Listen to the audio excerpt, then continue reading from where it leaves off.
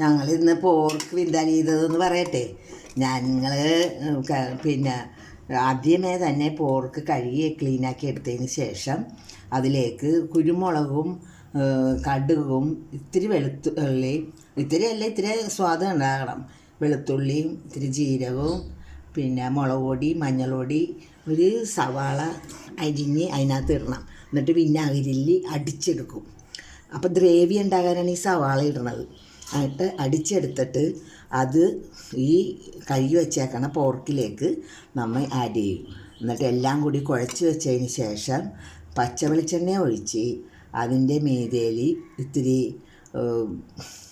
വിനാഗിരി ഒഴിച്ച്, വേണമെങ്കിൽ വിനാഗിരി ഒഴിച്ചാണ് നമ്മൾ ഈ മസാല അടിക്കണത്. എന്നാലും വേണമെങ്കിൽ ഇത്തിരി വിനാഗിരിയും കൂടി ഒഴിച്ച് ഉപ്പും ഇട്ട് തട്ടിപ്പൊത്തി വെച്ചിട്ട് വെളിച്ചെണ്ണ ഒഴിക്കണം. വെളിച്ചെണ്ണ ഒഴിച്ച് ഇത്തിരി വേപ്പിലയും കീറിയിട്ട് നമ്മൾ അങ്ങോട്ട് തീയിൽ വെച്ച് അങ്ങോട്ട് വേവിച്ചെടുക്കും.